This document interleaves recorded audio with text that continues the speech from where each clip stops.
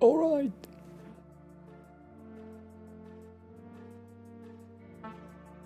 I think you can refresh.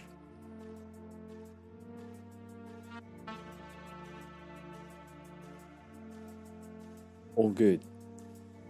All good. So, I'm gonna go pee, as I said, keeping you with the music, and then some people need to refresh, like my phone needed to refresh, for example. So yeah, I'm showing 47, showing 0 on my side, so that's fine. I'm gonna go pee. I'll be back in like 2 minutes.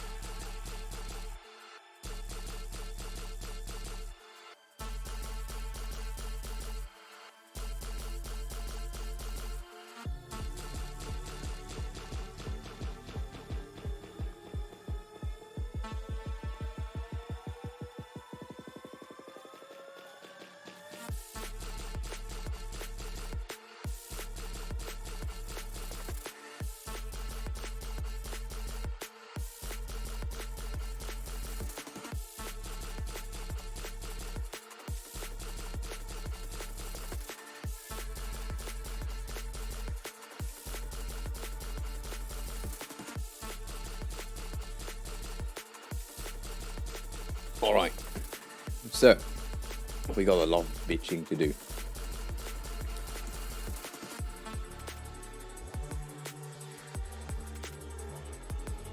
Hey, didn't welcome back. Ugh.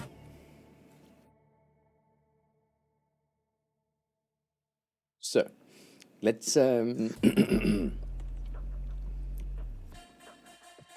sure the music is working, mic is working, all of that working, good. Our usual thing. So I need to say that for anyone who came with purple.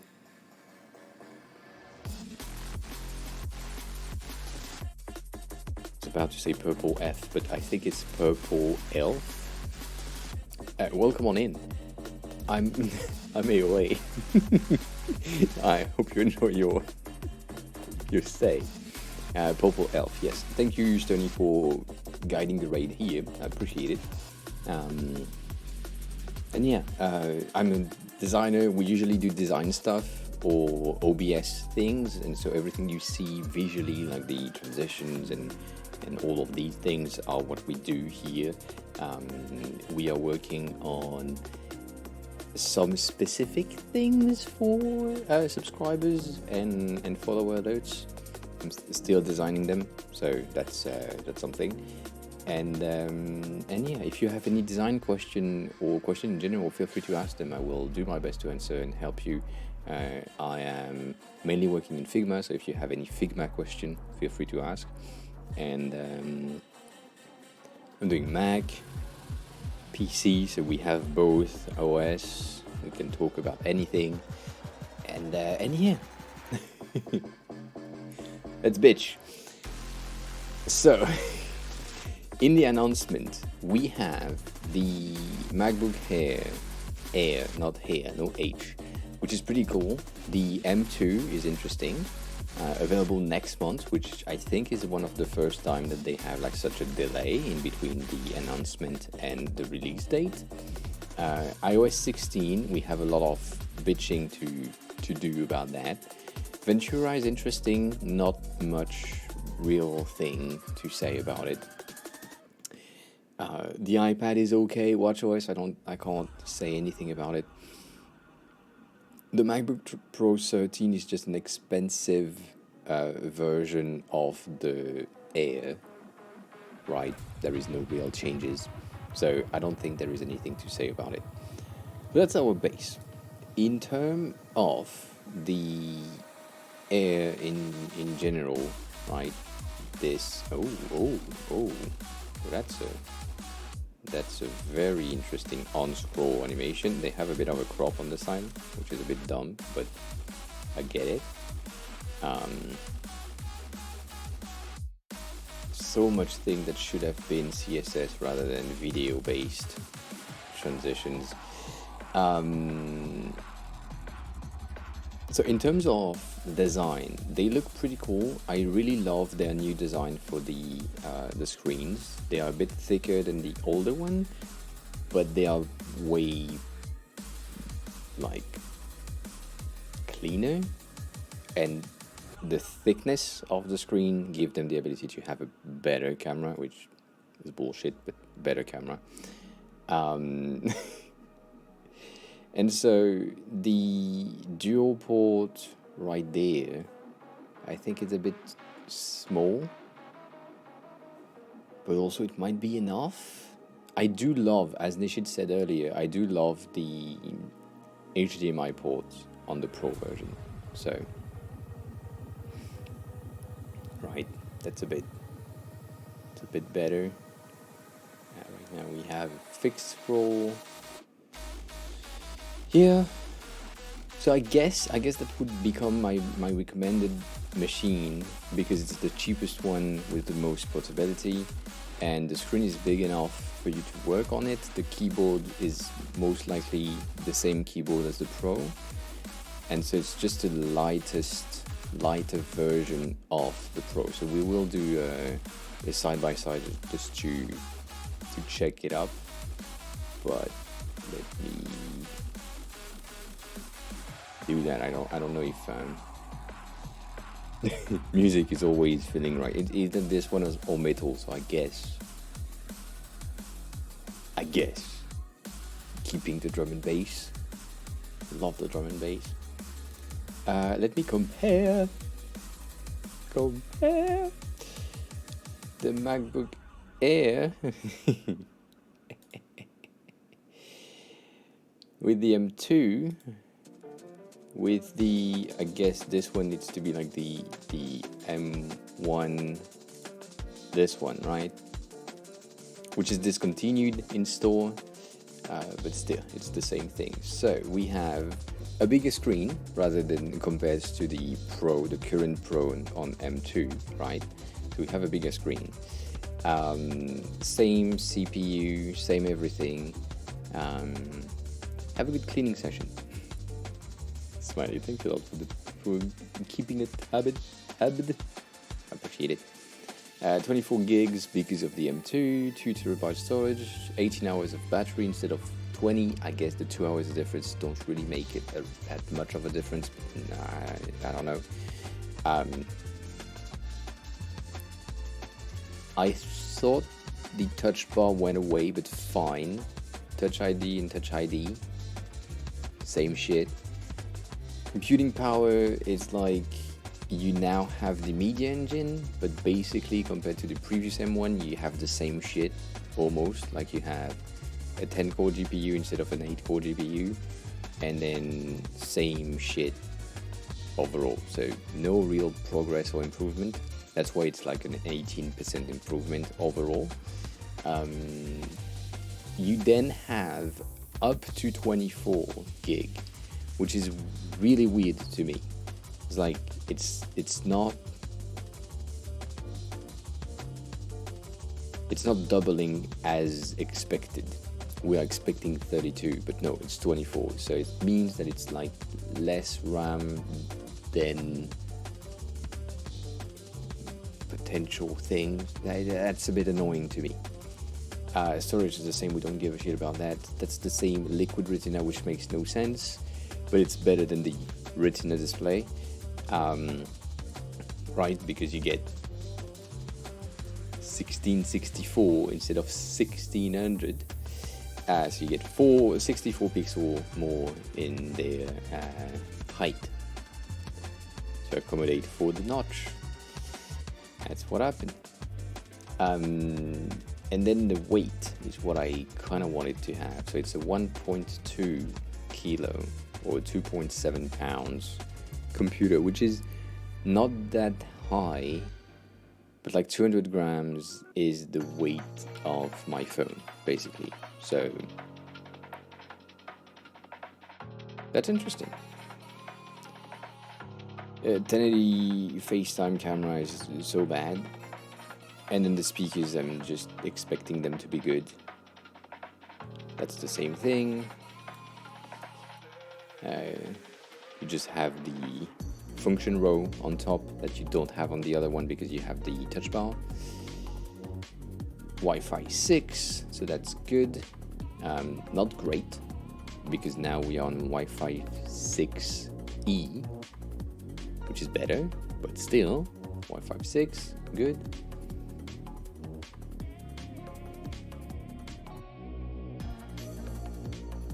Same amount of ports,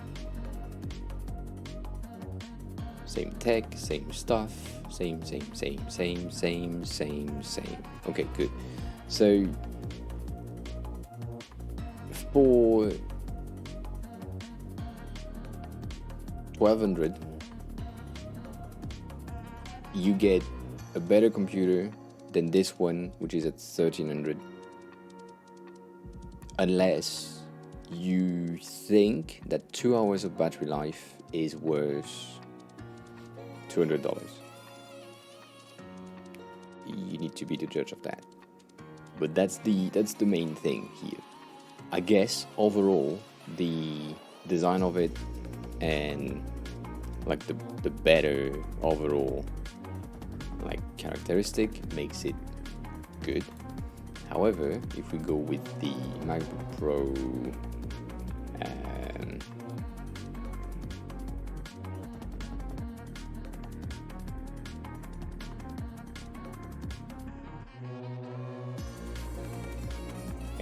done? Oh, they are here. Damn. And if we compare them, that's the thing that I wanted to compare it to.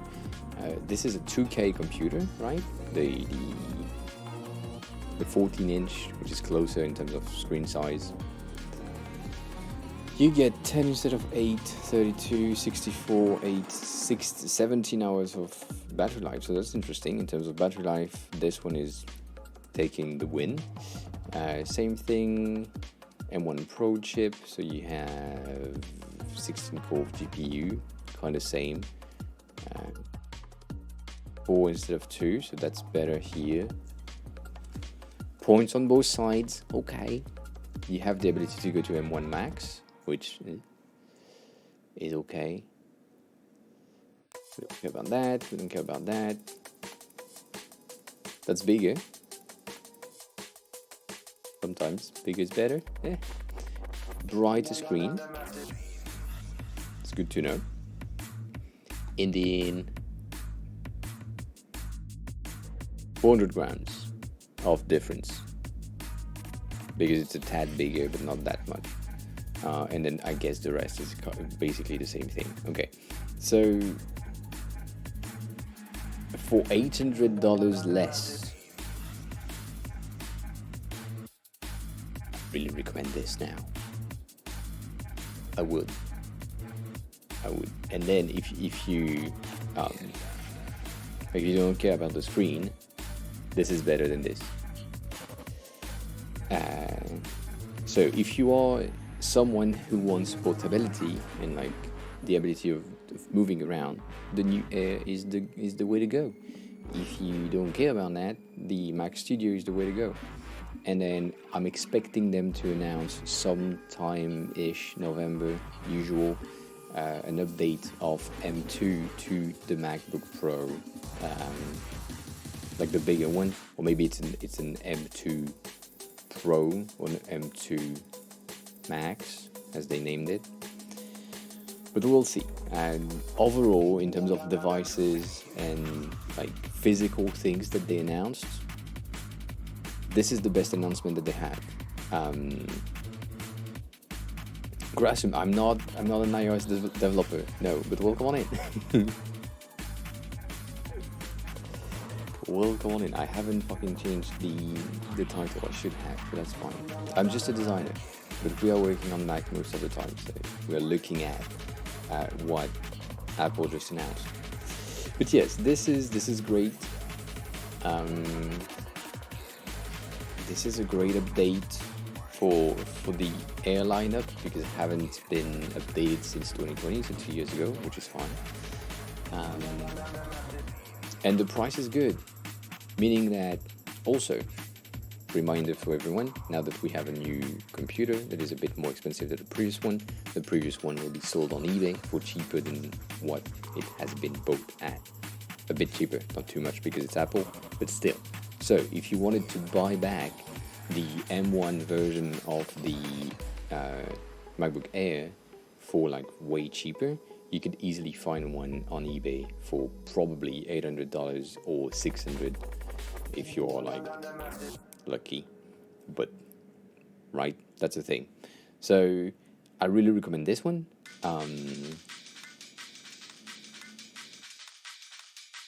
No, no. The thing is, so the main reason why I am working on Mac most of the time, so right here, is because I was born on Mac, basically.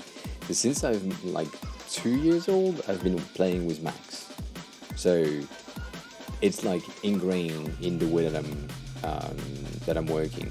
However, I'm still on PC on the other side, and every time I need to do video rendering or anything, I move to the PC because the 3080 in there is way faster than the fucking Mac. So, right, we have both. I had the pleasure of Linux around my 16 years old-ish, so 12 years ago. I tried it, and then I did like a server of Linux, but it's not exactly as accessible as macOS, which is the thing that one of the reasons why people who are not really tech savvy go to Mac. Mac is just a very working software, right? Oh yeah, no, I'm fucking old.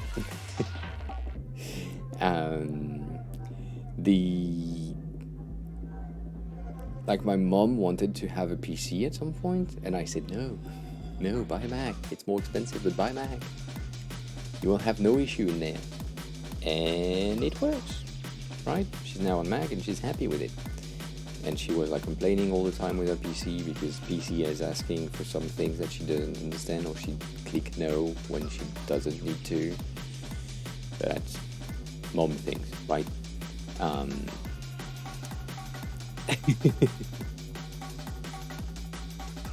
So I will still recommend this one now as a base model.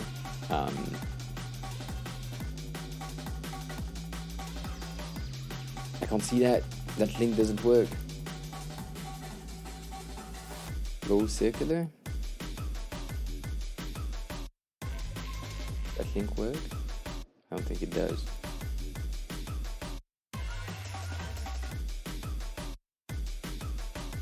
Oh, yeah, I have one of these. It's called rectangle. It does rectangle.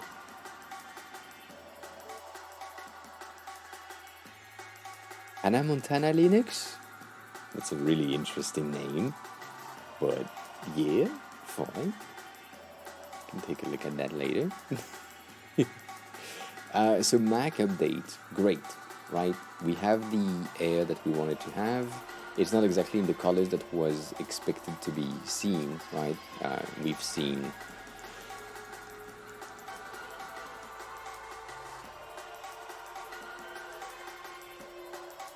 these as rumors, and I expected potentially to have these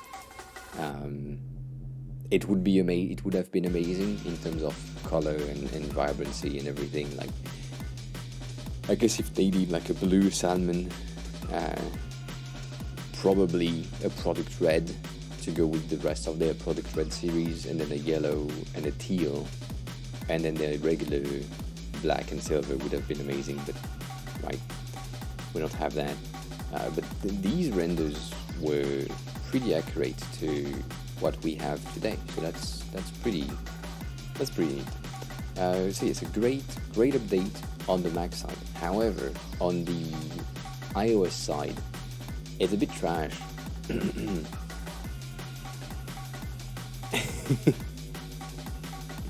Rasim, thanks a lot for stopping by. I appreciate it. Enjoy the rest of your day. Take care of yourself. And maybe, if you want, you can hit that follow button and then we can see you back. But if you don't want to, we can see you back anyway. Maybe. I don't know. Enjoy the rest of your day, nonetheless. So yeah, in the iOS thing, it's basically we are trying to catch up with Material View, and so by that we are doing something with customization. So as Nino said earlier, is it music that is too loud, or is it me that is not loud enough? I don't know. Yeah, it might be too loud. Specifically this one. I'm like at 20%. That's the... Nonetheless. Yeah. Customization, right? Customization for everything, but it's a limited amount of customization, so I don't exactly know if that's good.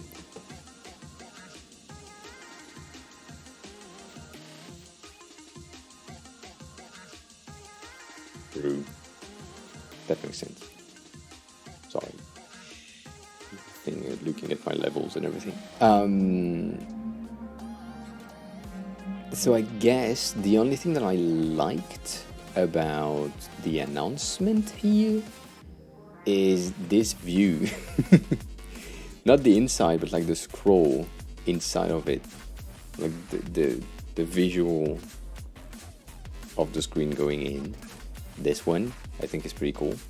The rest is like similar as usual. The fact that now you can have widget on your lock screen is a very Android 8 years ago thing. So I don't know. It feels like extremely dated, and the thing is, I mean, specifically for me as an Android user, a basic Android user that now have an iPhone, even on my Android phone, I didn't ever is a big word, in the past 6 years, haven't put a widget in my lock screen. Never. Like, I think I did to change the clock, but that's the only thing that I wanted to change. So that's also because I'm a designer and mainly minimalism is one of my thing, but still, right?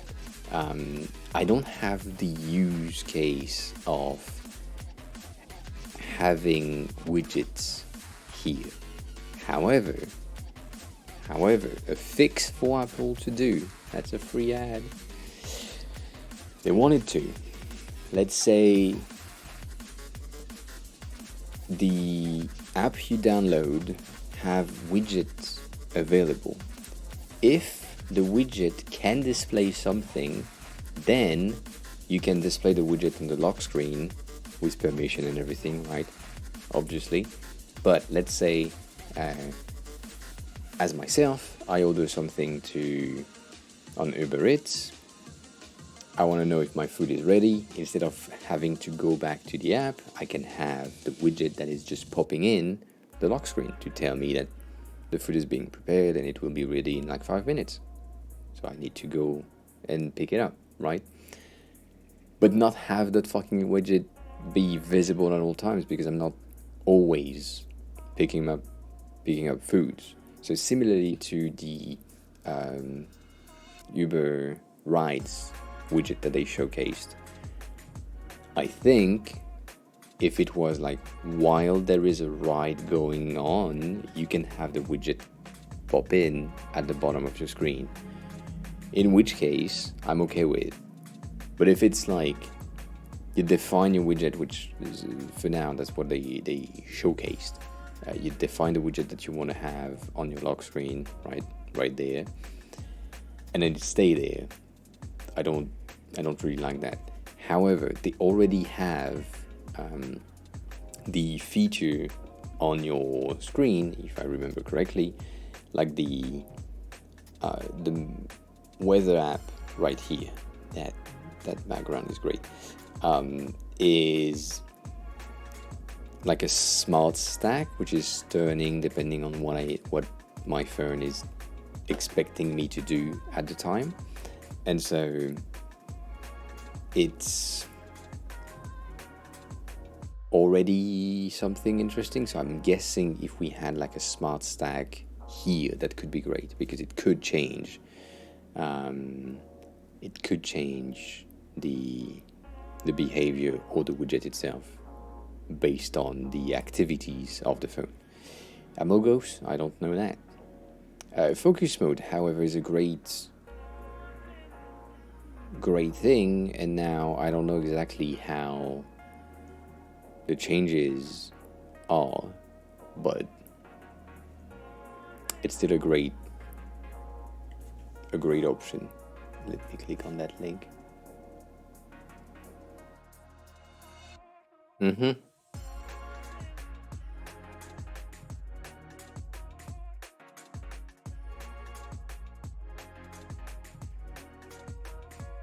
Okay. There is no fucking screenshot. I can't. Like, doesn't work with me. Photos is the most privacy breaking thing that we've seen.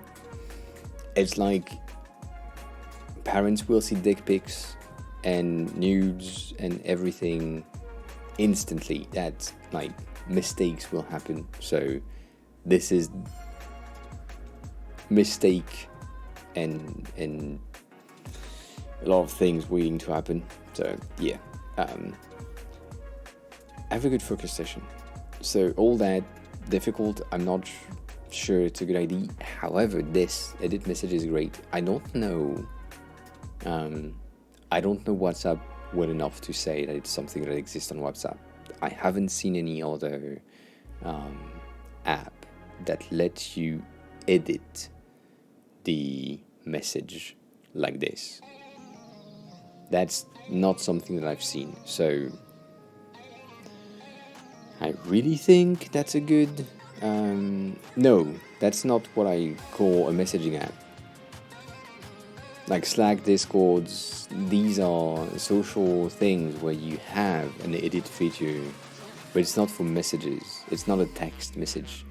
The thing here, right? These blue bubble, basically, because it's iMessage, it's basically a text or an SMS or something like this. So I haven't seen text messaging giving you this ability of editing the text. You can unsend or delete the message that you've sent, but not exactly go in and say, oh fuck, I made a mistake or a typo or something, and then change that. And it stay the same, right? So that's interesting. I like that. SharePlay is bad. I mean, it's okay, but it's not the best thing. Mail, we don't give a shit about mails. Safari is not good. This is something that we have on another app that I forgot the name, but exists on another app, which is available on iPhone. But now it's like native to iOS 16, so that's fine.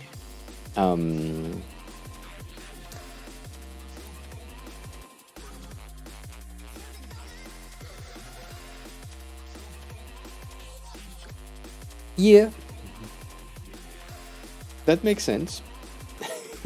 Dictation, however, is great. It's just cracked me up that the guy said we type with dictation, because that's not, makes no sense. You can't type with dictation.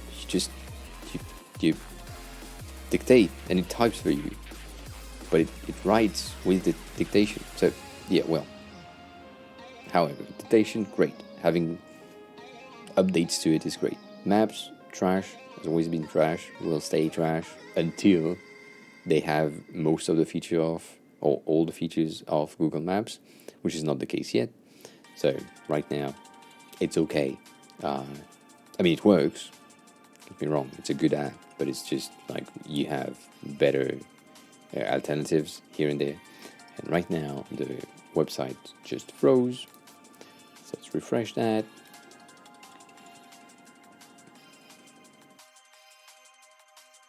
And then you have Apple Pay, which I think Pay Later is just taking over the same thing that a lot of other companies have done in the past 3 to 5 years. Thank you. That's so small. Pay Later is not bad if you don't have to pay fees. It's bad in terms of mentality, but it's good for people who don't have the means to buy things at the moment, but know that in the long run they can. So, nice placement. For example, like, have a good dog walk. I'd say if you know that you want to buy, I don't know, the next iPhone that comes out, you know that you will have enough money, but in order to be more comfortable throughout the month, you want to be splitting up things just to make sure, right? That's a good method. I don't like it, but that's a good method for someone who needs that. That's good. The only thing that pisses me off is just technically speaking, Apple is paying in full for you, and then you are just paying Apple with a certain amount. Meaning that, I'm guessing, they have like a cut system in terms of what goes through Apple Pay, and they take like a teeny tiny fee in terms of what they send then to the bank or the merchant or whatever. Maybe like 1 cent, I don't know. Or a tenth of a cent, or yeah, I don't know. But that's something, right? So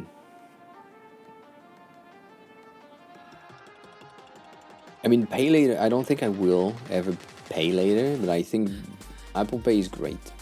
It's a great thing overall, and it can be useful for a lot of people. So, right, verifying IDs to be able to go on Pornhub and verify that you are over 21, that's a good thing.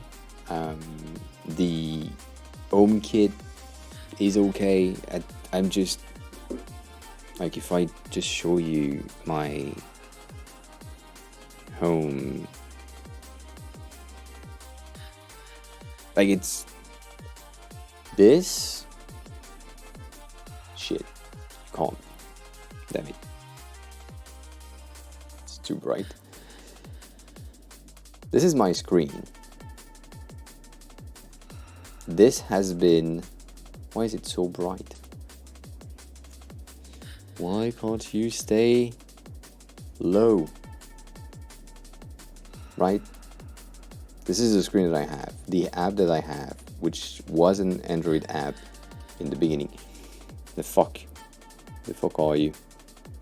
Sorry. And the design is exactly the same as this. And I have this app since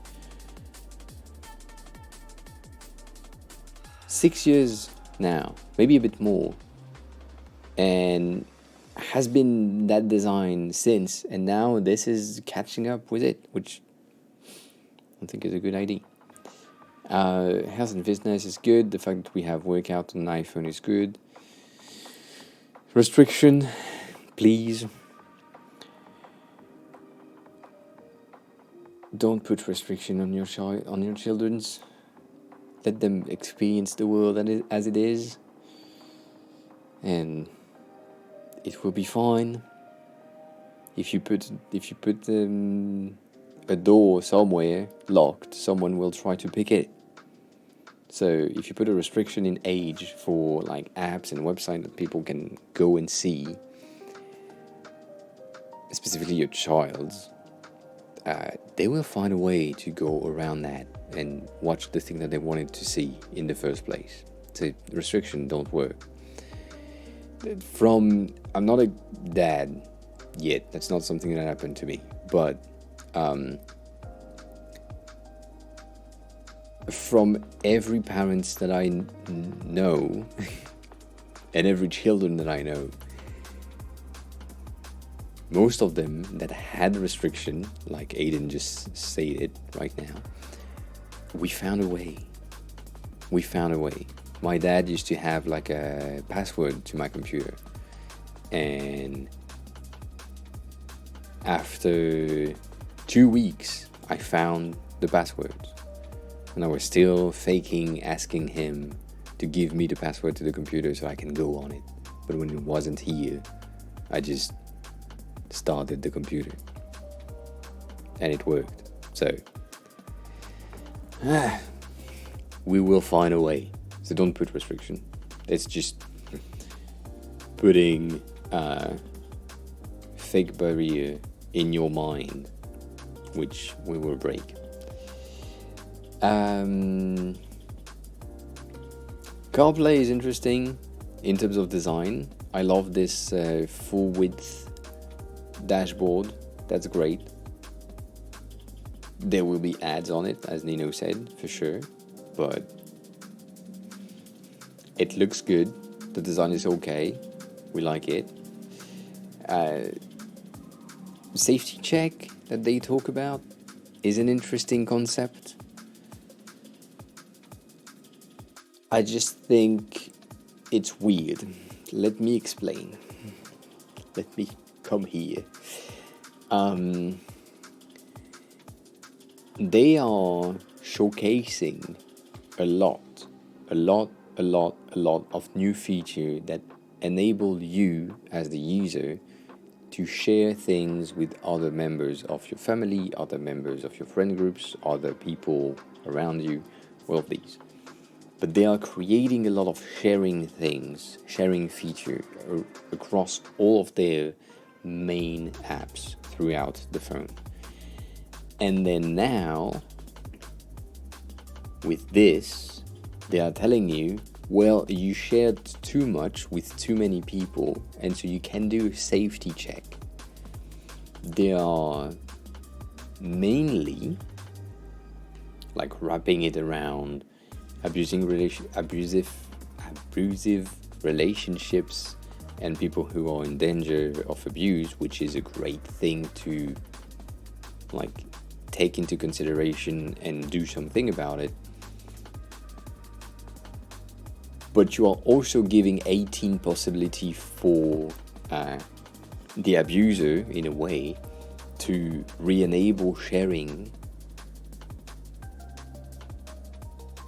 everywhere for everything.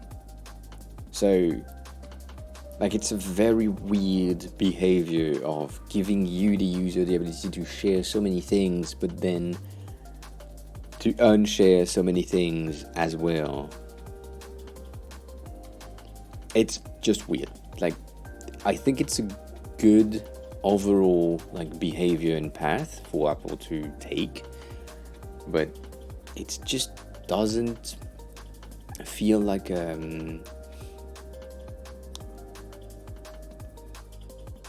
nice timing. If I do say, yeah, I guess that's the words. I think the timing is bad.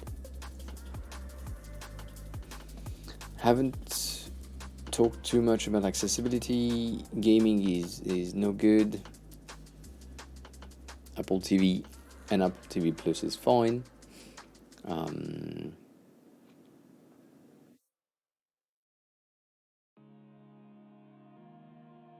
And then sadly, we're still supporting iPhone SE second generation, which means we still have the iPhone 8 and SE screen sizes to take into consideration when we are creating our designs. So as a designer, and something that I recommend to anyone, every time you design something, design for the smallest screen possible in order to make sure that everything can be visible in the tiny screen, and then on the expanded one, you can go with more details maybe, if you wanted to, but you don't need that. So that's interesting. I will have access to iOS 16 in 3 weeks. That's with the beta program. So we'll see how it looks. I hope it'll be good on iPad. The Canva thingy, Oli, I'm so sad that you're now on a walk. I need to bitch about this with you. But let's go to macOS Ventura. It does, I mean, you shouldn't design for bigger screen, because, I mean, if you design for web, you know that if you design only your website for a 1440p display, anyone who is under that and your website is just a static thing will have issues. So unless you have taken into consideration flexibility in your Pro Max design, you have a lot of issues in terms of like transition. Let me see, where is it? I don't know why my nose is so itchy. There. So that loading screen is slow as fuck.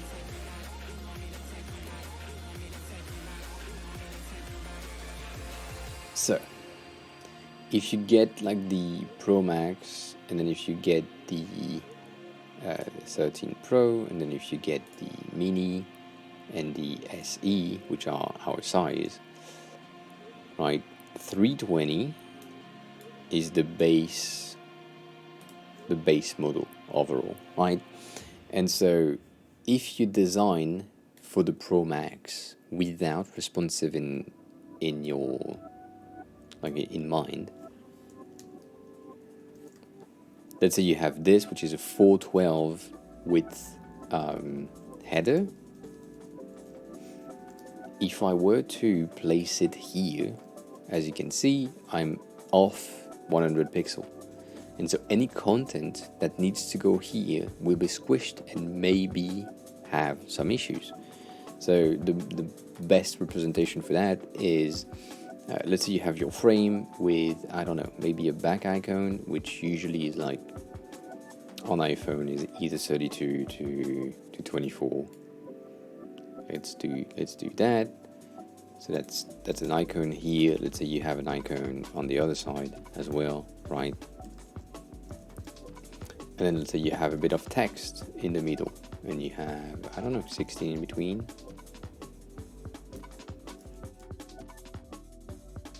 And so this is an auto layout frame, and we need that to be flexible. It's a fixed thing. So technically speaking, if I take this and I put it here, and I resize my content, right, it works. You can, easily is a big word, but you can easily resize your content. And so if you have,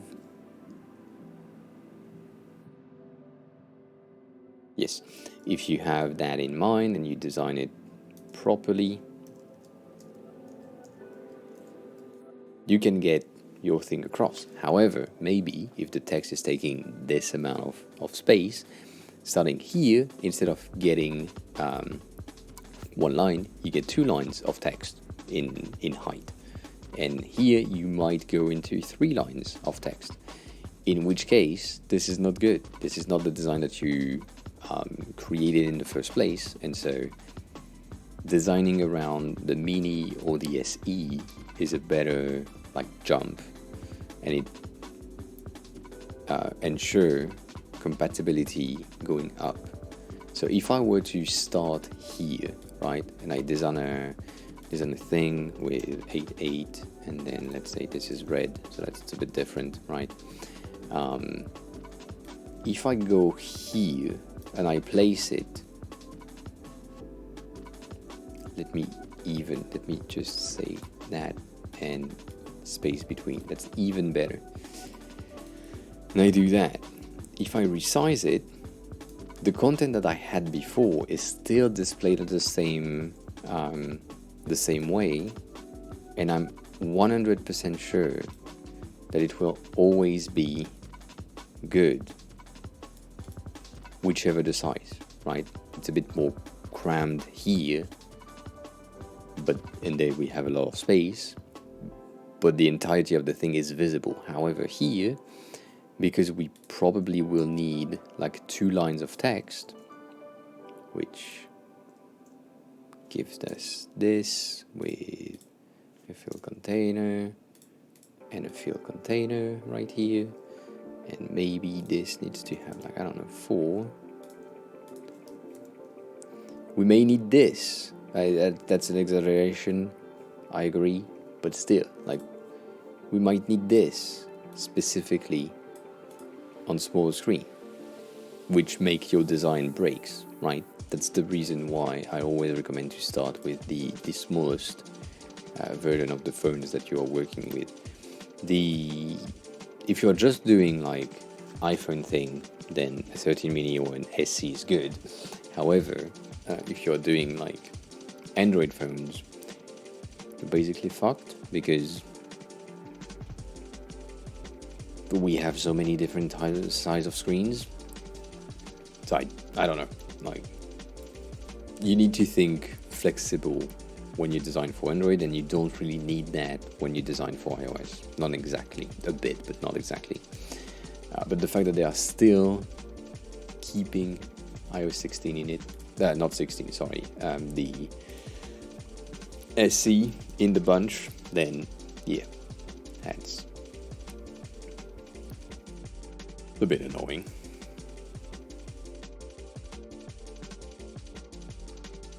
If you design this, Aiden,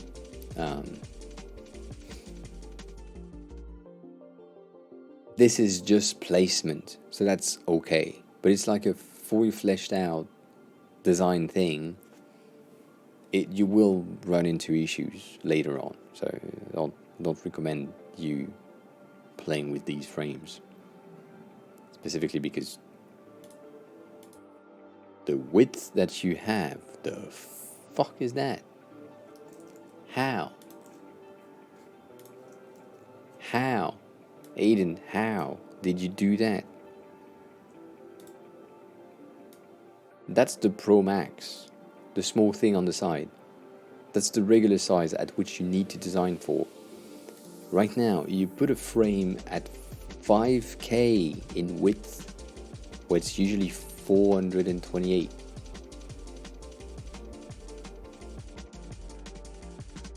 If it's small on your laptop, you just zoom in.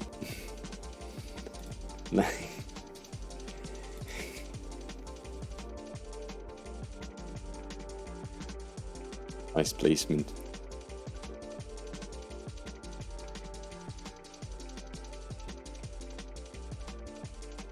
So I need to scale it down to 8 to 0.08. I guess not. Damn it, Aiden. The fuck is that? There's no yeah but. Makes no sense. You design at this. It is. Design here. If it's too small, you zoom in. Ah, damn it. I mean, it's a great, it's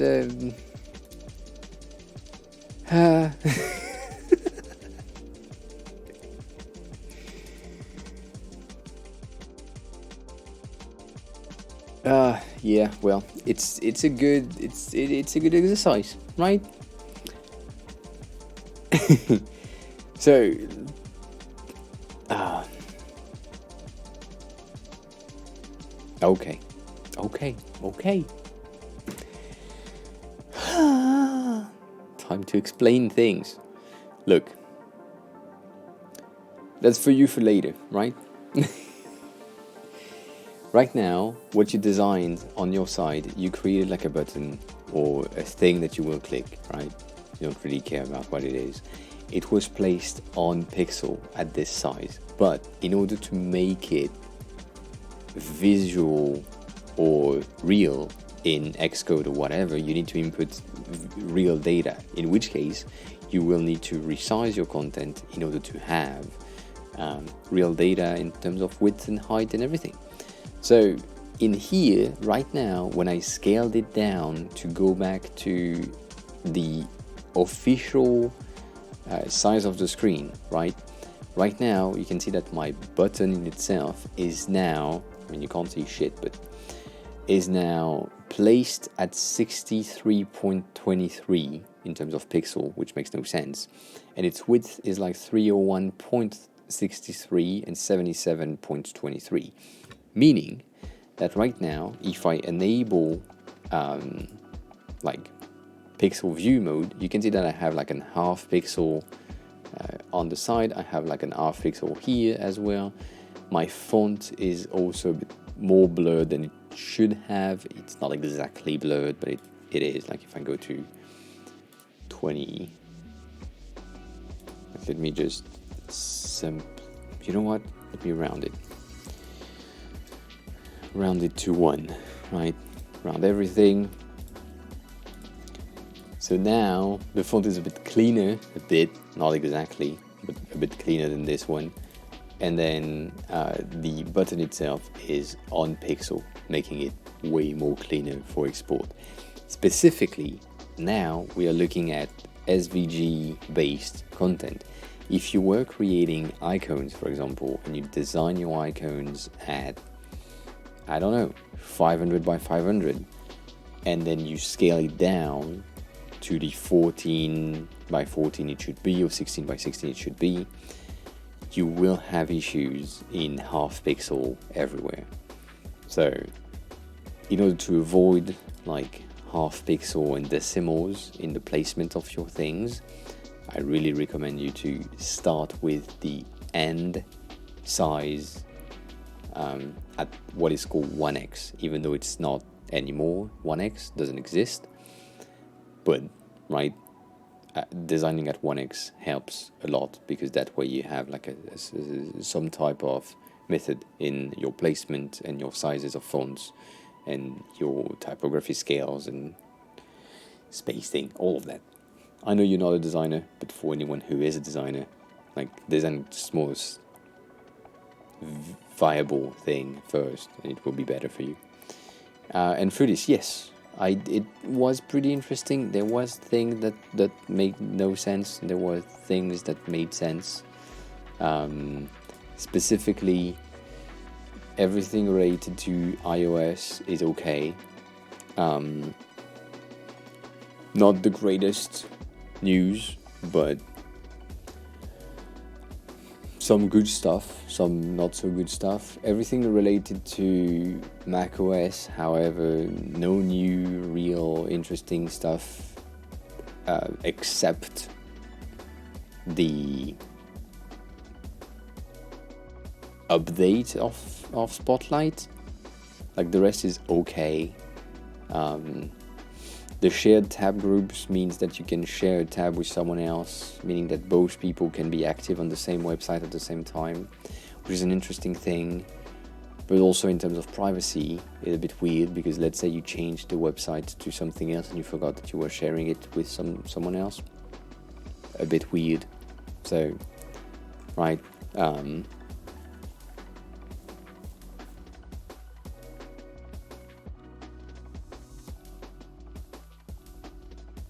Yeah, so Aiden, it makes sense that it took you longer than what it would have taken me because you're starting.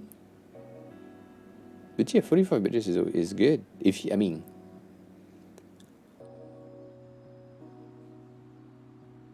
for that level of design, let me say that for that level of design, I will not recommend you to use Figma. Just use a pen and paper. If you have an iPad, use an iPad. Sketch on the iPad.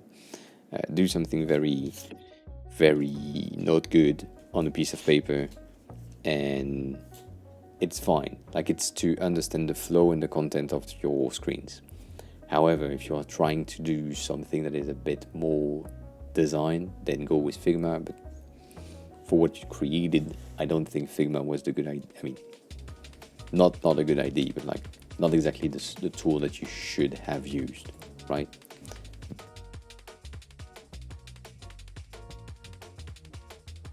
Yeah. No, yeah.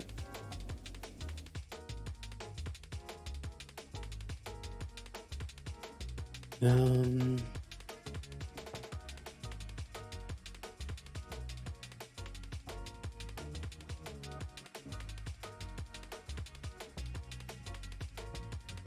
That's a good question. So, and also my leg is just hurting me today. I don't know why. I mean, I do know why, but that's no good. Let me go here. The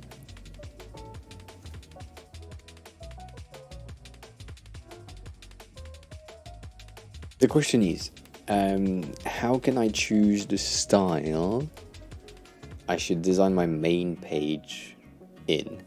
Meaning that we have a plethora of styles like 3D, flat illustration, black and white, brutalism, new brutalism, all of these, right? And so you're asking what type and how should you decide what type works? The question that you need to ask yourself is, depending on the client, which I think is you or your company right now, what should go with your brand images? It's basically the whole page, but it's mainly on the illustrative side of images, 3D or illustration, right? Is there like which type should you choose? It depends on your target audience, your company brand's guidelines, and the feeling you want to induce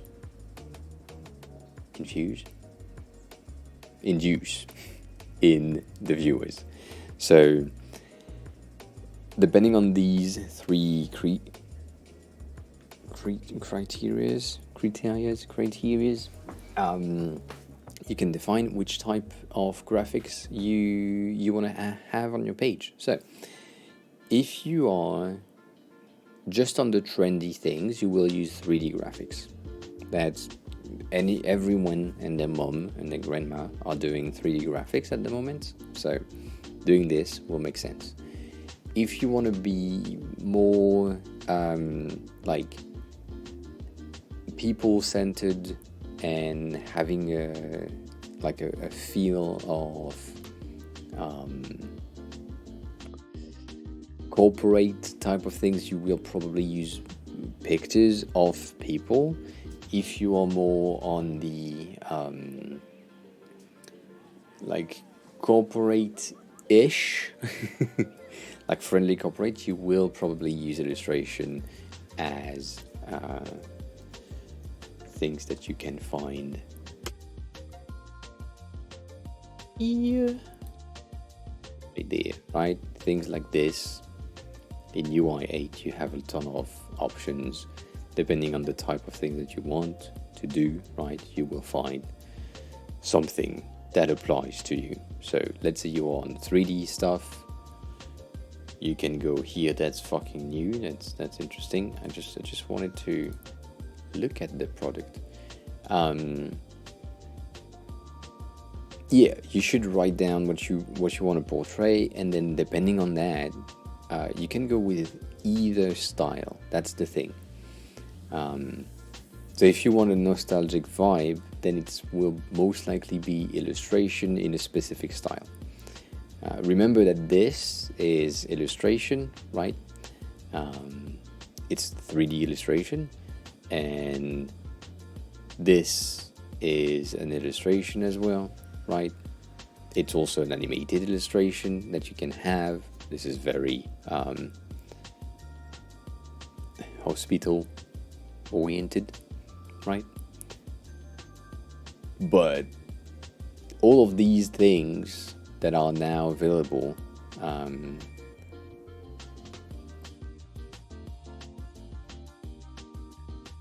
I mean, you can just put your logo in plain text. It's called brutalism, and it's a style. It's a specific style that work, and you don't really need illustration if you don't want them. However, it's still YKT. Good. YKT.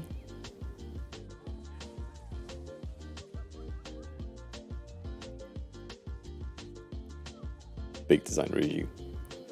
All right.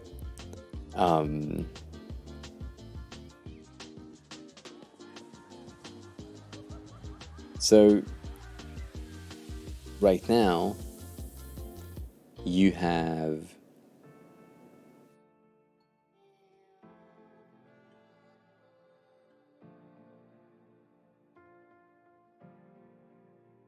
Oli, welcome back. We need a chat. Also, we're looking at the Mac right now, so I need to put that here.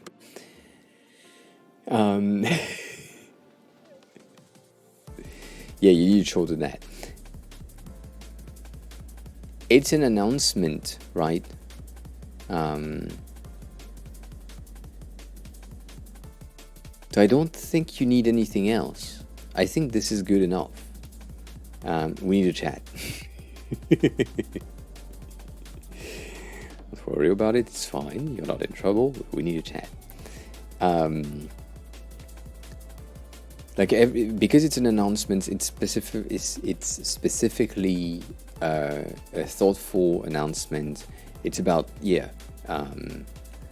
closing down the website and why and everything. If you go with illustrating this with something that is fun and playful, that wouldn't work. I think this is good enough, specifically because as well, right? I can't read this, but like one of the thing I was about to say, can I see you in all of these people? I don't know. I don't know if I can recognize you at a glance. I don't know if you are in the picture. You don't seem to be in the picture. Shit. Sorry. But one thing that you could do is potentially put the picture a bit above, but even then, I don't think it's a good idea. I don't think it's a good idea. I really think like you are explaining everything, and then at the end, if the translation said we are regretting that we are closing down, right, everything, and then the picture of this. The only thing that I will change here is, damn it, first of all, don't have a click to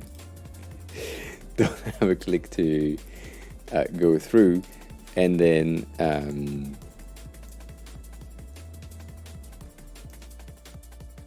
add like a border radius of 2024 is a big ass one, maybe 16, and then because the top one, your top section, like your whole thing, I guess that div, I guess it's that div right here. Not exactly, it's not that one.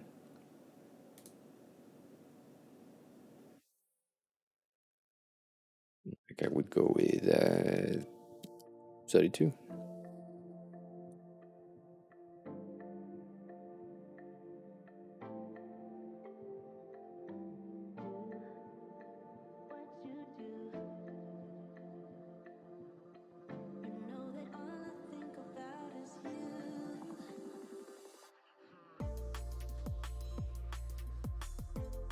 Right?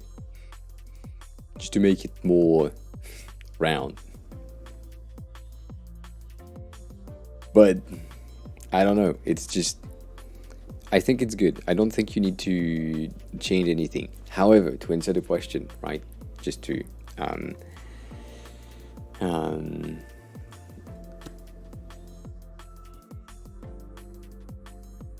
I would say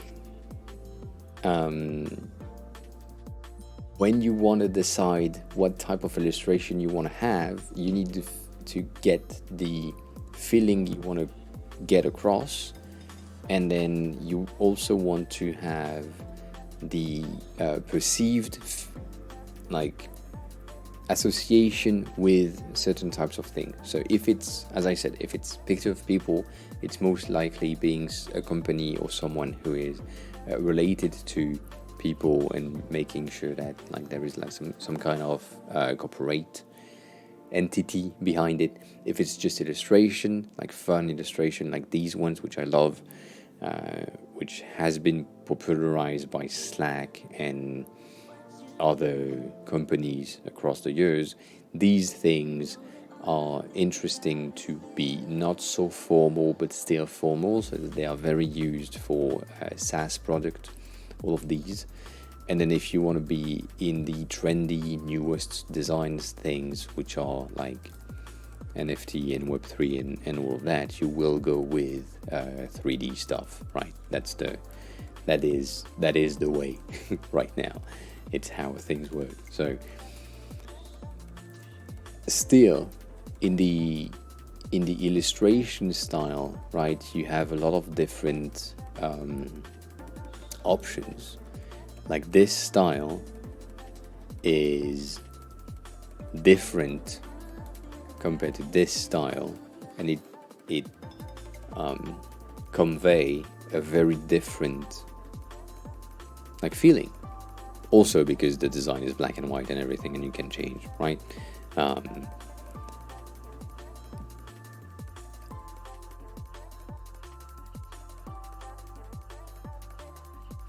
So if you want to go with, I think it's Alfred, I forgot his name, but these types, there is one that I kind of like, which has been posted a long time ago, even before the 3D things were popularized.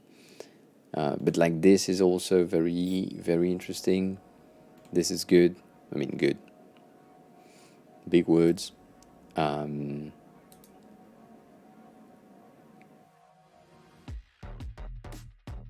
I made t-shirts with the illustrations. Specifically. Where are they? Yeah, these, for example, these ones are good. Abstract things are interesting for abstract concepts.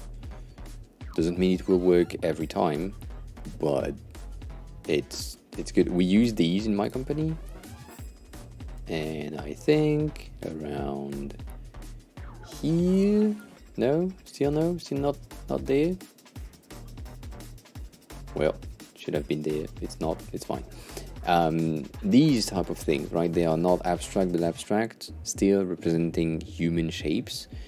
You can also go with these ones, so you can see that this is yoga line, right? This type of illustration with one-liner illustration related to Zen yoga, like very balanced, minimal artistic things. So you have like a very interesting feel. You can also see, I talked about this before with the illustration linked to typography. When you are looking for typography, this is the same thing.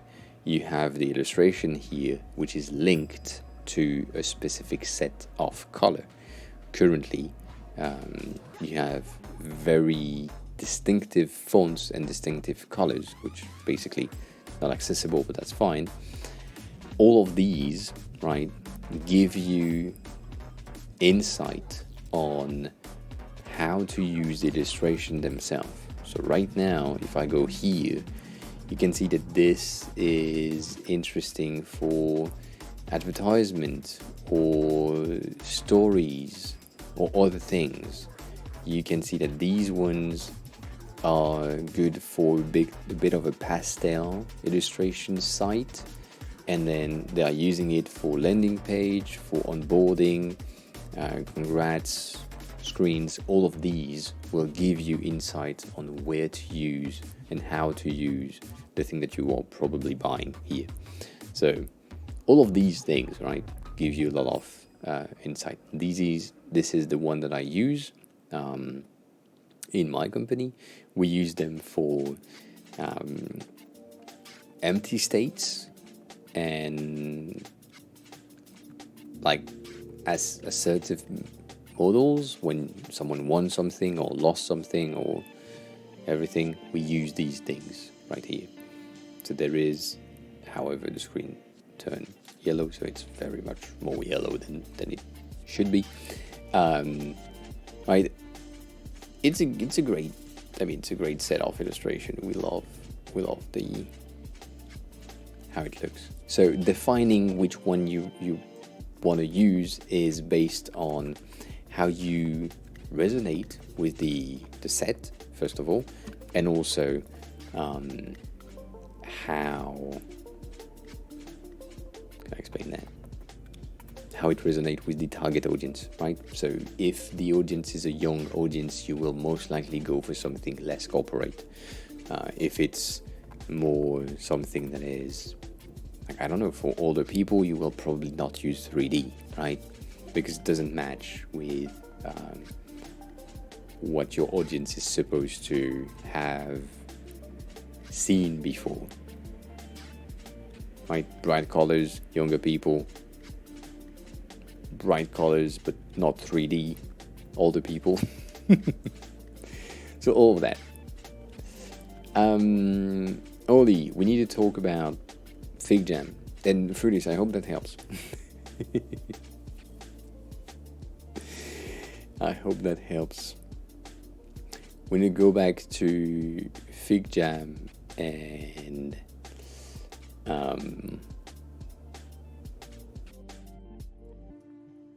the discussion we had the first time you were here, I'm trying to find what the iPad said.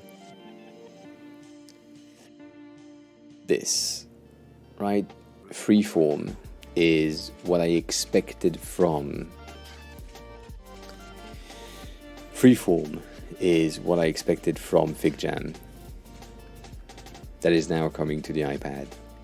And so that's where my frustration was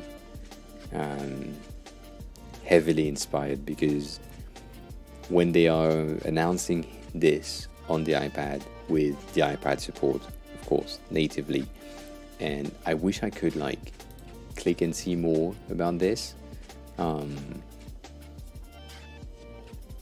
but I can't. That's annoying. But yeah, all that, like specifically the navigation at the bottom, which they don't have here. Can we access specific features? We can't. But yeah, they use the native note-taking palette of tools, which is exactly what FigJam is using. And so the ability that you have here in terms of interface based on the medium that you're using compared to this interface, even though I bitched about it last time, this interface is extremely close, visually speaking, to the iPad thing, specifically because of that fucking pen. And frustration came because it wasn't supported touch. And so here, when Apple is like giving us exactly what I expected to have in FigJam, I think on the personal level, this would be, I would use that more than FigJam itself. Mainly because of the touch support and the fact that it's native to Apple. So right now, of course, it's not available, but yeah, the pitching is just that. I really think if they were to have not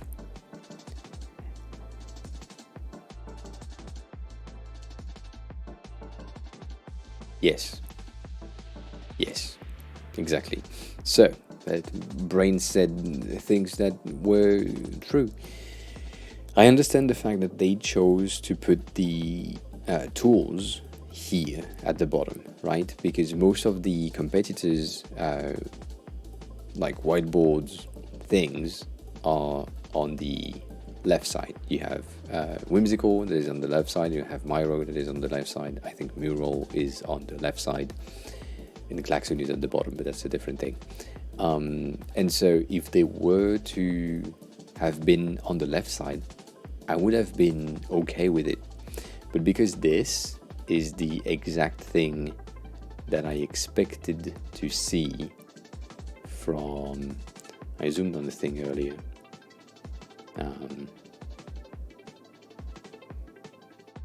From that... Yeah, it's not available now. Fuck me.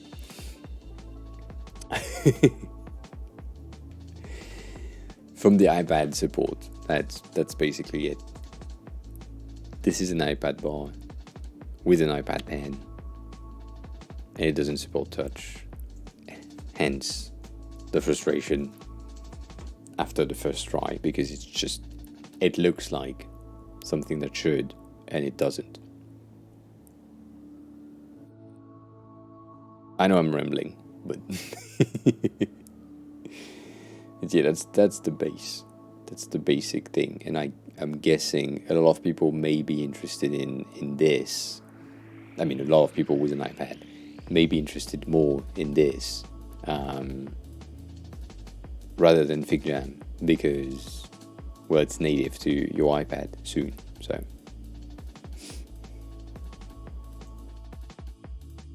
And then for anyone else earlier that said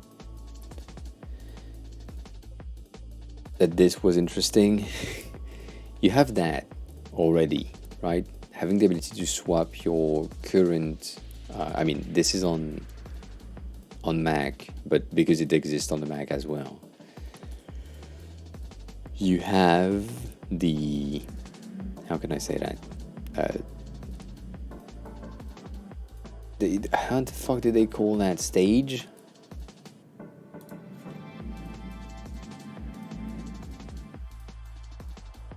Not Spotlight.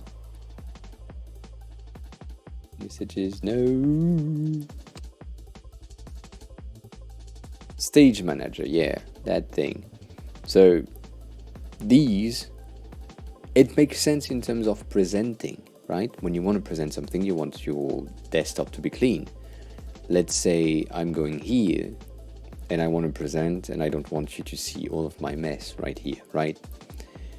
Well, there are shortcuts on your Mac that give you the ability to just hide everything if you wanted to, but I have an app that does that. I can also hide desktop icon right here. It does the same thing. So the stage thingy right here is made to present and have like a non-messy things somewhere else, right? That's the base. But you can also expand with 4 fingers on your trackpad. It expands, you have everything. 3 fingers top, you expand, you have all of your windows, which, by the way, I have a second window in the background, didn't know that. And like all of these things, right, that you can already do is basically what they present here. And then the thing that they say is now you can use Stage Manager to do that, to have multiple windows on the same screen.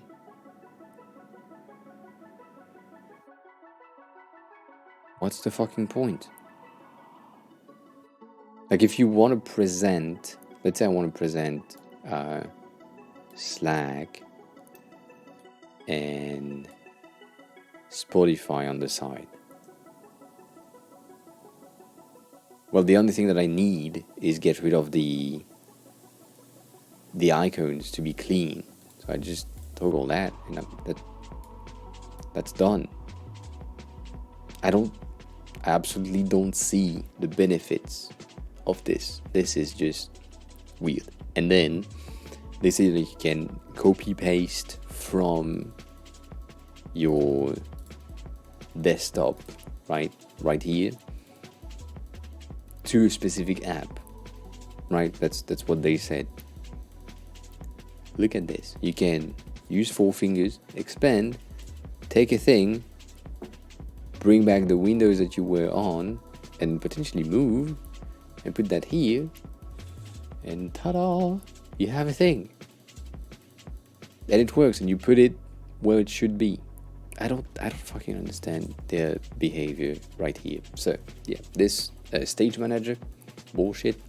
I don't think it's useful. And like switching between apps, you have Command Tab, and you switch between apps. And it was very odd, right? Let's say I want to go back to Figma. I go back to Figma. Let's say I want to go back to Chrome. I go back to Chrome, right? But I don't know. Even Windows has that. And creating your ideal workspace, you create this feature at some point in your life, Apple. You said it would be interesting to have multiple desktops, right?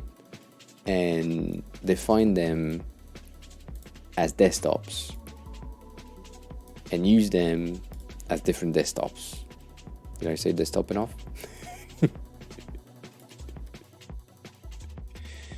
And so I already created my ideal workspace everywhere, like in each of my things.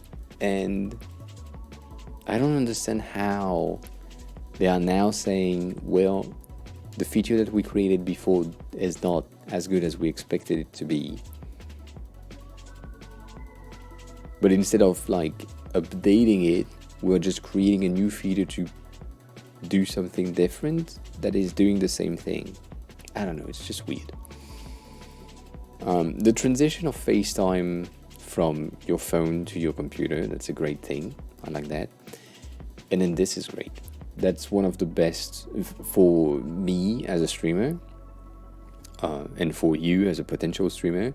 This is one of the best thing that they have created, meaning that we've been saying for a long time that the best camera you have is the one in your pocket, and this is the one in your pocket now. And so if you have an iPhone, instead of having to buy the Epoch Cam from Elgato, for example, the app, to do that, you can now just put your phone next to your computer and it will be recognized as a webcam. So by having this as a default in the new OS and iOS 16, in the next 3 months, I guess, you will have the ability to use your phone natively with a computer as a webcam, which I guess is great. Also, it means you have the ability to, that's true, you have the ability to switch lenses, potentially, use your wide angle, use all of these things. the latest one that they showcased, which is this, which is mind-blowing and also interesting at the same time, where you have your face right there, and then because of the wide angle, the iPhone is taking the wide angle and it's like stretching it in a way that you have a top-down view at the same time. That is, if it works, that's amazing. I still need to see it, but if that works, that means I could use my phone directly as a webcam off a top-down right here, for example, or at the same time as both, which I don't know how OBS would be like using that, and if OBS would be able to use that, but to show your products and things, like for example, if I was to, let's say I'm sketching something, and I want to show you, or show Aiden that earlier did like some sketching on Figma, and I want to make sure that they understand that, well, for the quality of things that they were doing, right? Let's say I'm doing like a sketch, and so right now, if I'm just doing that, you can't see shit. So I don't like it. Like it doesn't make a lot of sense, right?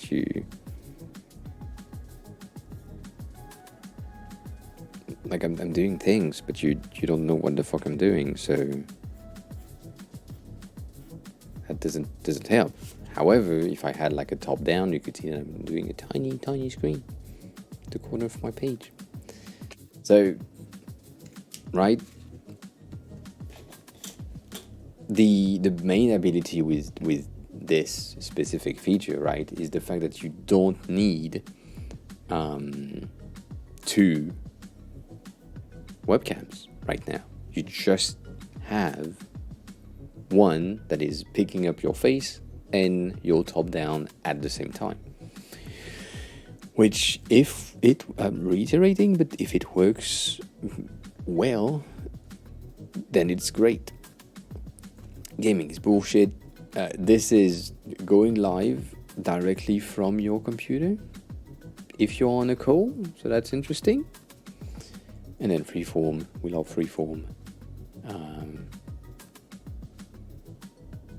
Redesigned look and feel, interesting. Privacy, which is the same shit as before. Is that the way? No, that's not the way. Is that the way?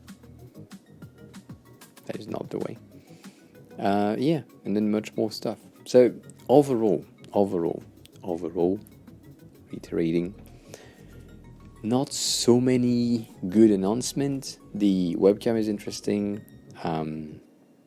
The iOS 16 is interesting overall, but the customization is trash. I mean, not trash, but not that good or useful. As Nino said earlier, the overall like theme of any new product for the future right now, the direction in which we are going is getting the user to customize as much as they want and customize things. So giving them the ability to change the font size, the radius, the colors, the pictures, the behavior, the font itself of your interface, to let the user make the product that you have theirs rather than yours, which is really interesting. The way that Apple's is doing it is giving you like a lot of pre-selected working thing, so that they like limit the ugliness that can come out of it. Yes. And then the best behavior is this, right? Your Android phone, specifically these ones, because I've been MyUI user for the longest time. This right here is the theme collection, right? And in all of that, all of these things that you can see right there are themes that I can just go in, and these have icons, layouts, fonts, interactions for some of them. For specifics, let's see. For specifics, do we have these ones have like control center, UI changes for the message app, for the built-in keyboard when you're typing a number, when you are calling someone. So all of these, that doesn't exist on iPhone, no. All of these are things that I've been using since MIUI 1 in 2012, right? It's been 10 years. Yeah. 12 to 14, maybe 14, maybe less than 10 years, but still a long ass time. And so you have a ton of different things, like this could have been my screen, which you can't see shit, but these icons right there, like this design, could have been the design that I've used. And yeah, so I mean, all of these customization things have been on Android for the longest time and are now coming to the iPhone, which is interesting. Not good, but interesting. I mean, that's what they are trying to do, right? On iPhone right now. That's what they are advertising as customization and things that you can do.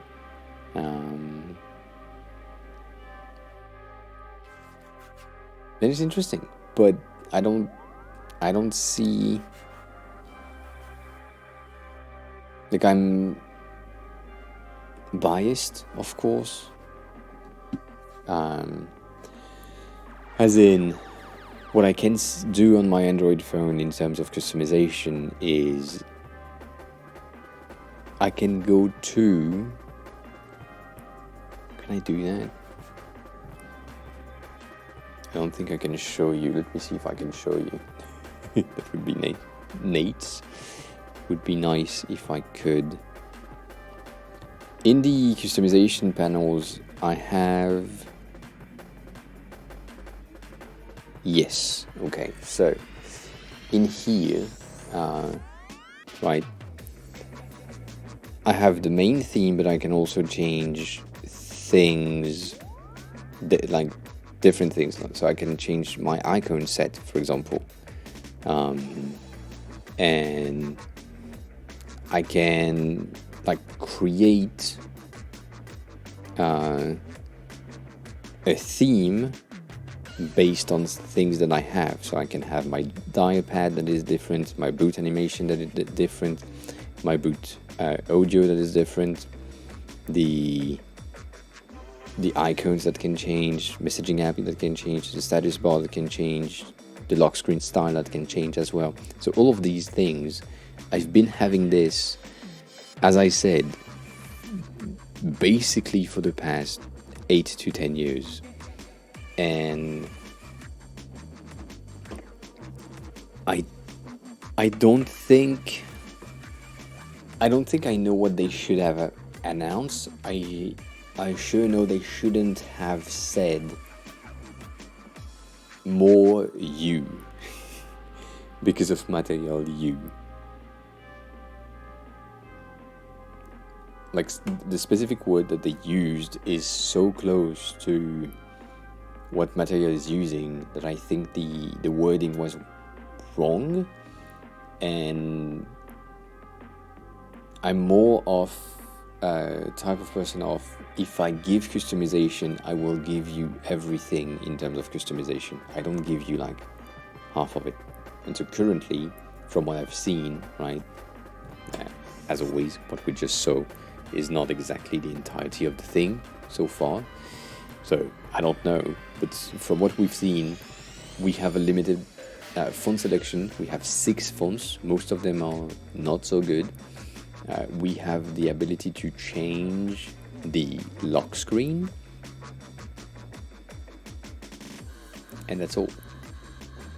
And so I still think that this is a half-assed customization thing, showcased as you can now customize your iPhone like crazy, which is not the case. You can just change things on your lock screen and change the font on your lock screen, which, right, is not exactly customizing your content in your phone and everything. It's more like customizing your lock screen. So wording it as we can now customize your lock screen, then fine. Don't tell me that I can customize the font and then the font is not the same everywhere else on the phone, right?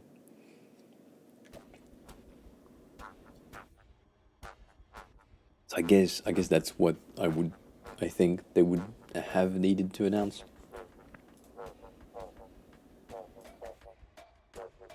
Guess. I don't know. And then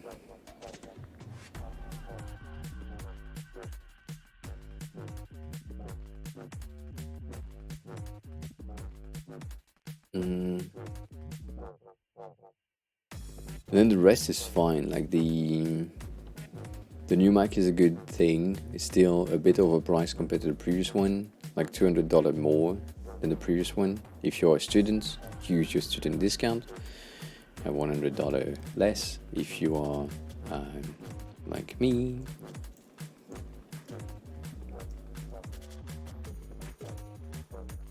Let me see. That was a weird transition. Okay. I thought I died for a second. I will use the beta, yes, of course.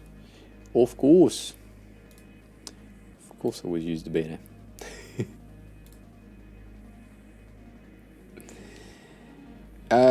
So if you go into iOS 16 landing page, you have at the bottom the access beta, and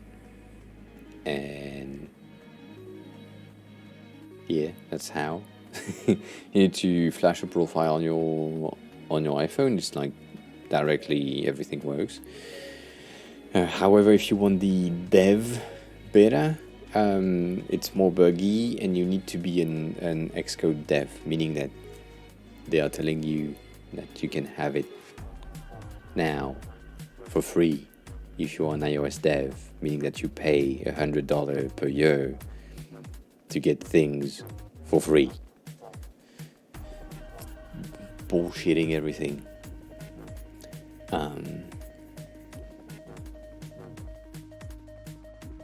So the thing that I'm looking at right now is the new MacBook Air.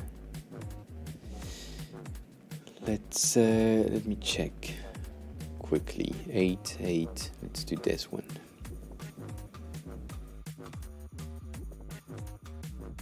Oh, you probably won't, but that's fine.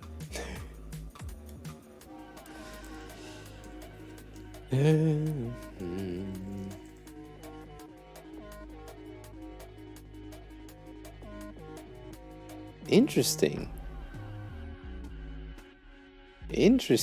That's good to know.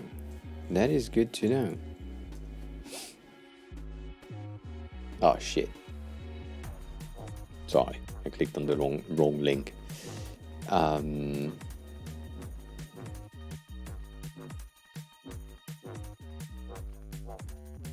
Shit. Did they patch the thing? Sorry. Oh no, okay, good. I was scared for a second. So the M2 chip, the same one, right, with the 10 cores CPU, GPU thingy, is coming out at 208,000 yen, which is equal to 1,480 euros for me. And the same Mac in France, if I bought it now, it's like 1,849, meaning that I get almost $400 or 400 euros difference In which case, there is, first of all, 400 euros difference, which basically is the tax. And if I buy it in Japan, I have $400 less, and then on top of that there is 18,000 yen, so 19,000.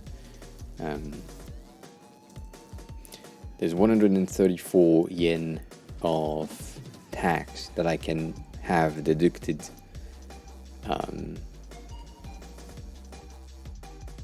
from these. So yeah, I mean, it makes a lot of sense. Like my sister went to Canada for studies, and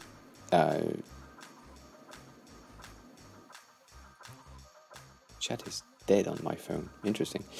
And my dad flew there, bought a computer there, and so you know when you are flying to a country, you can have D-tax. You can get something D-taxed,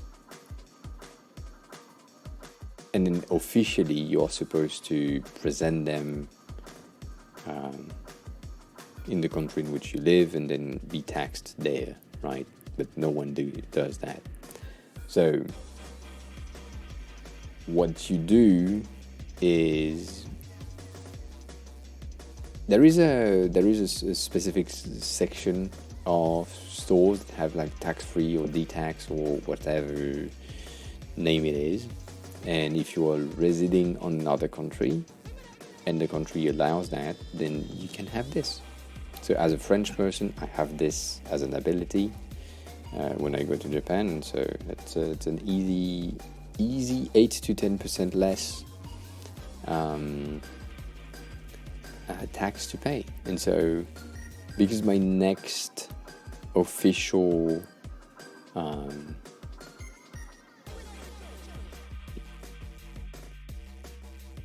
like vacation to Japan is a one way, I will just have a regular visa when I come in, meaning that I will be a tourist and not a resident, in which case I can get de-taxed on stuff, and then when that happens, and I get all my tech and all my things de-taxed, and then I transform my visa to a residency visa. I got the de-tax, but the residency doesn't tax me back. So basically gaming the system, specifically now that the yen is extremely weak, which I don't know, it's not that good for the country, but that's also their fault. Because my partner is living there and I haven't seen her in 2 years now. That's the reason. And also the culture and the country. But yeah.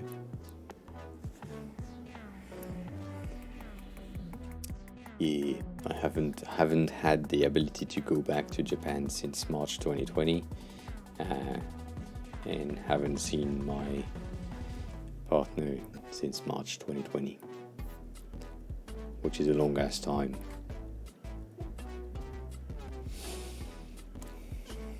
So yeah, you could say I have something there.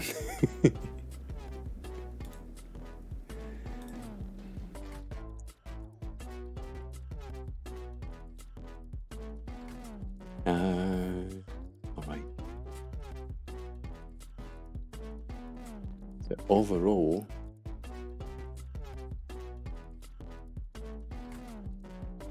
yeah, damned is the right words.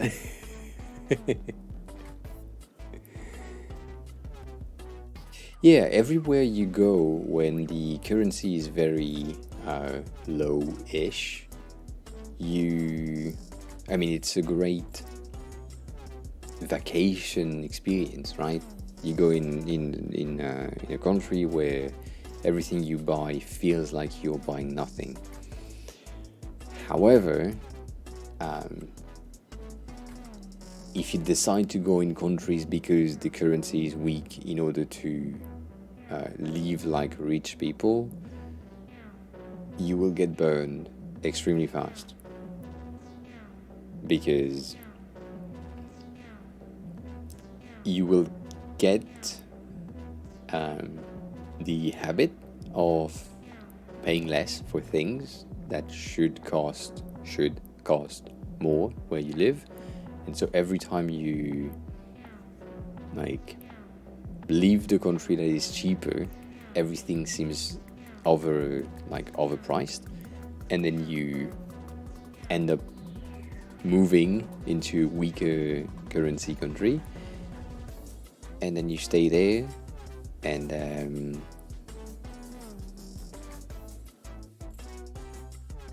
you are paid in the local currency, and then you lose everything because you are living like a king or queen,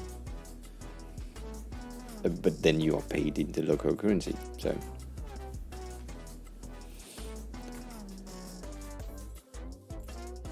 yeah. I mean, even 80% off is still giving them a fair margin on the real products, and being able to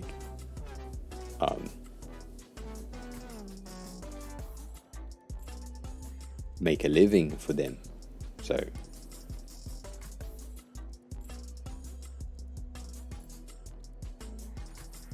not that good. Not that good.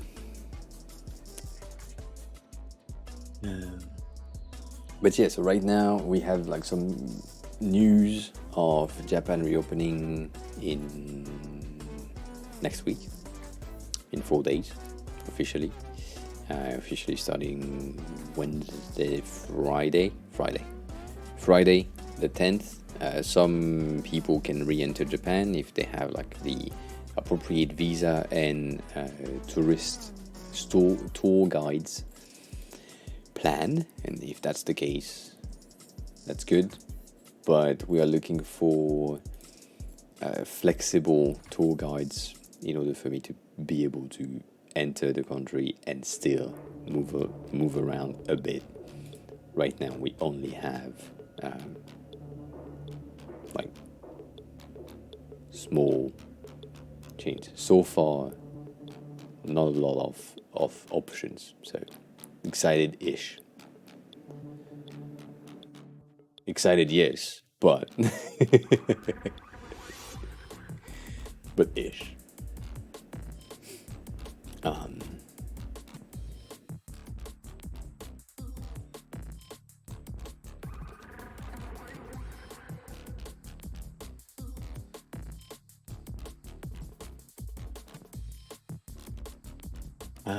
All right.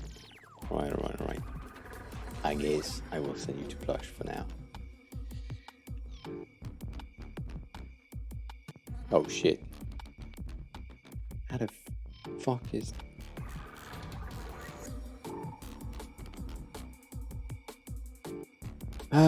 alright. I'm tired. So tomorrow is Assignment Tuesday. Rolly, if you want to propose your thing for tomorrow, we'll see if you're here at the beginning of the stream. Otherwise, you need to do this for tomorrow if you wanted to. And yeah, so this is the end of the stream. So if you enjoy your stay, please feel free to click on the follow button. If you want to join the Discord, do so. If you want to follow me on socials, do that. If you don't want, then that's fine. If you want to support me in another way, you can check out the merch, as in some UI kits and NFTs. And yeah, so as always, I hope you have a wonderful rest of your day. I will see you on tomorrow.